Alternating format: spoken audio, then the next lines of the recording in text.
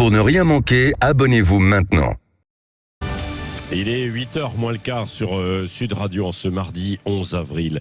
6 victimes ont été retrouvées sous les décombres de l'immeuble qui s'est effondré rue de Tivoli à Marseille dans la nuit de samedi à dimanche. Nous sommes 3 jours après. Quelle chance de retrouver les 2 derniers disparus en vie. Nous sommes avec le médecin colonel Norbert Bergigna, vice-président de la Fédération nationale des sapeurs-pompiers de France. Bonjour. Bonjour. Quelles sont les chances de retrouver ces personnes encore en vie si elles n'ont pas été assommées par la chute, évidemment, l'effondrement de l'immeuble? Exactement. Si ces gens-là ont été dans une poche de sécurité, parce que quand une maison s'écroule, il peut y avoir des zones de protection, on peut estimer que la capacité d'être retrouvé vivant peut aller jusqu'à 3, 4, 5 jours si ces gens-là sont bien protégés. Après, ce qu'il faut voir aussi, c'est que ces gens-là ont peut-être été blessés et en fonction des blessures, les chances de retrouver les gens en parfaite santé est moindre. Oui, c'est ça. Et puis, il y a aussi ce qui a été dégagé peut-être par les fumées, l'incendie aussi. Exactement. Par rapport à un effondrement que l'on peut voir, on va dire classique ou lors des tremblements de terre, là on a vu qu'il y avait un fort dégagement de chaleur, un incendie qui a pu donc soit brûler les gens, soit aussi intoxiquer par ces dégagements de fumée, comme vous dites. Et donc les chances sont peut-être diminuées. Il y a quand même un espoir de retrouver parce que on sait que on peut tenir au moins 3 jours sans boire et donc on a encore de l'espoir de retrouver ces gens. Et ça peut même aller au-delà. En Syrie, par exemple, je crois qu'on avait retrouvé des personnes en vie coincées sous des gravats 11 jours après le tremblement de terre.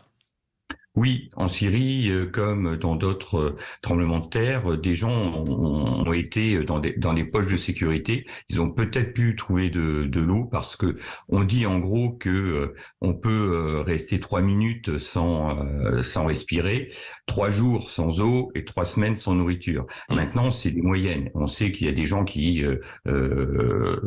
peuvent être en apnée beaucoup plus longtemps. D'autres personnes, comme en Syrie, ont pu résister sans nourriture jusqu'à 11 jours. Et donc là, tant que les gens ne sont pas retrouvés, il y a un espoir qui est possible. Ouais. Est-ce que ça dépend aussi du caractère des personnes évidemment, parce qu'il y a l'anxiété, j'imagine que ça nous fait dépenser davantage d'énergie, quoi, l'angoisse qu'on peut avoir. Hein. Vous avez tout à fait raison. En fonction des caractères des gens, en fonction de leur capacité à se calmer, à prendre sur eux, qui est en fait quelque chose qui est inné, qui peut s'apprendre, on est aussi pas logé à la même enseigne. Parce que le fait de se calmer, de maîtriser sa respiration, permet de consommer beaucoup moins d'énergie et donc de résister plus longtemps à une privation d'eau et de nourriture. Comment travaillez-vous sur ce type d'immeuble qui s'est effondré, ou alors c'est quand même compliqué pour vous, bien sûr, parce que le moindre mouvement peut entraîner encore une chute et un risque supplémentaire pour les personnes qui sont coincées sous les gravats.